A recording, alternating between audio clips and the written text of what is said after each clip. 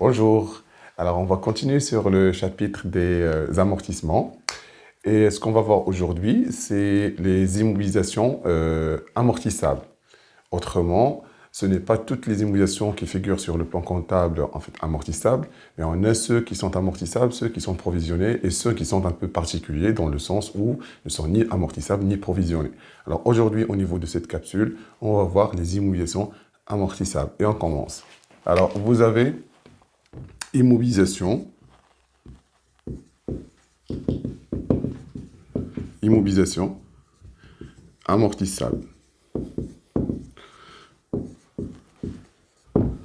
Alors déjà le suffixe able, ça signifie qu'il y a il y a des immobilisations qui ne sont pas amortissables, il y a des immobilisations qui sont amortissables. Alors maintenant, on va passer vers le schéma. Alors commençons par des immobilisations, par les immobilisations en non-valeur. Alors, pourquoi sont dites immobilisations en non-valeur? Tout simplement parce que c'est à la base, c'est des charges. Donc, à la base, comptablement, il s'agit de charges. Hein.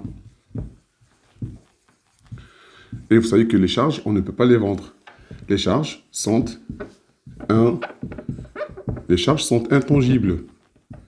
Autrement, on ne peut pas vendre les charges. Voilà, vendre les charges est impossible.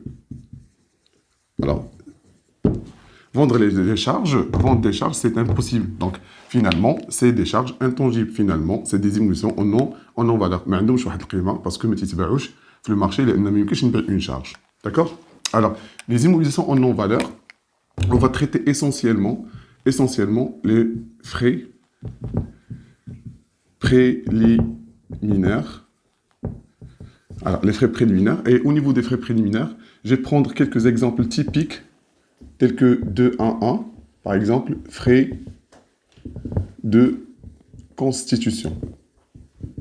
C'est des frais engagés au moment de la création des entreprises. Il y a encore d'autres frais, tels que les frais préalables au démarrage. Et encore, typiquement, il y a ce qu'on appelle des frais d'augmentation du capital. Alors, si vous voulez cerner l'ensemble des immobilisations en non-valeur, il va falloir passer par le plan comptable et le poste 2.1.1, frais préliminaires, et vous pouvez trouver l'ensemble des comptes qui font partie des frais préliminaires. Alors là, les immobilisations en non-valeur, c'est une rubrique, et c'est la rubrique 2.1. Et comme vous le constatez, il y a une logique de codification. Alors, le code du poste commence toujours par le code de la rubrique. D'accord? Et le code du compte fait partie, ça va? Le code du poste fait partie du code du compte. Voilà.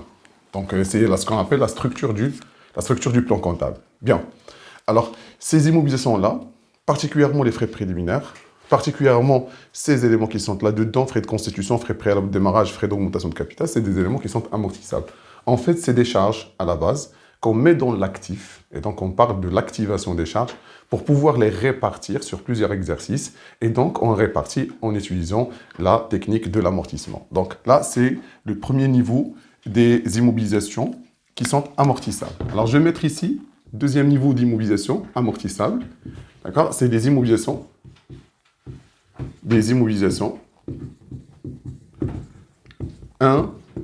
incorporelles. Les immobilisations incorporelles. Et lorsqu'on parle des immobilisations incorporelles, alors incorporel, ça signifie quoi? Ça signifie sans corps. Hein? C'est-à-dire ni toucher, ni voir. C'est-à-dire c'est des immobilisations qu'on ne peut pas toucher et qu'on ne peut pas voir. Alors maintenant, un exemple typique, en fait, amortissable, bien sûr, c'est les brevets. Alors vous avez un compte, quitte un poste, brevet, marque, droit, et valeur similaire. Et valeur similaire. D'accord? Alors, qu'est-ce qu'on met là-dedans? Qu'est-ce qu'on met là-dedans? Alors, ce qu'on met là-dedans, c'est généralement des brevets, c'est-à-dire des innovations qui sont protégées. Alors, pour les protéger, il faut passer par l'Office marocain de la propriété industrielle et commerciale.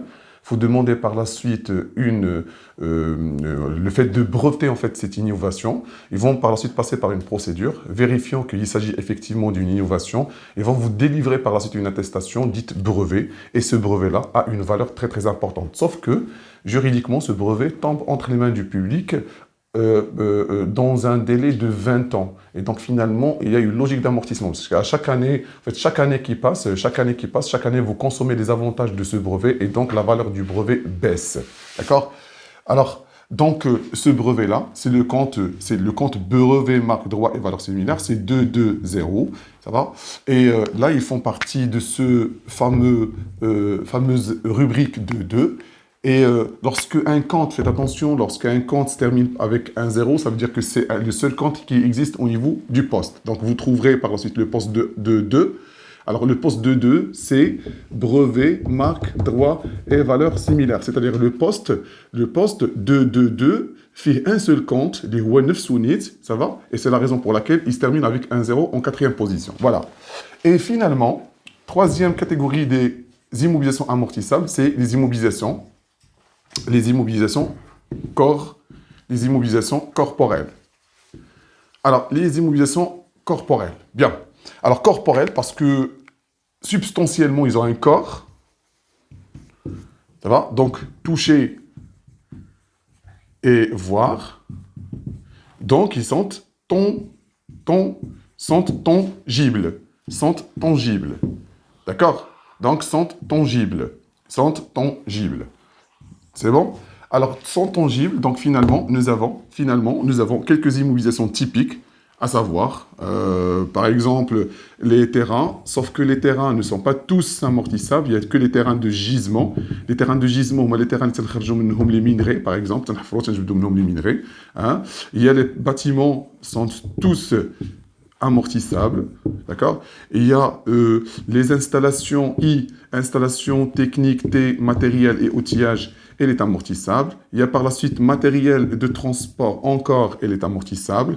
Je vais mettre ici matériel, ou la mobilier de bureau, ça va. Mobilier, matériel de bureau et aménagement divers. D'accord? Alors, ça, c'est le poste 2, 3, 5. Ça, c'est le poste 2, 3, 4. Ça, c'est le poste 2, 3, 3. Ça, c'est le poste 2, 3, 2. Ça, c'est le 2, 3. Si ma mémoire est bonne, 1. Il va falloir normalement vérifier parce que c'est 2, 3, 1, 1, et il vous faut par la suite un autre chiffre pour combler par la suite le code du compte terrain de gisement. Alors, c'est des éléments en fait, qui sont en principe amortissables. Alors, chaque élément amortissable possède une durée de vie. Alors, attention, chaque élément possède une durée de vie. D'accord? Durée de vie. Et cette durée de vie, généralement, la notation en fait, utilisée, c'est N. Donc, N, c'est la durée de vie de chaque immobilisation. Donc, pour chaque immobilisation amortissable, il y a une durée de vie. Et on étale l'amortissement. L'amortissement est étalé. Alors, je vais écrire ça. L'amortissement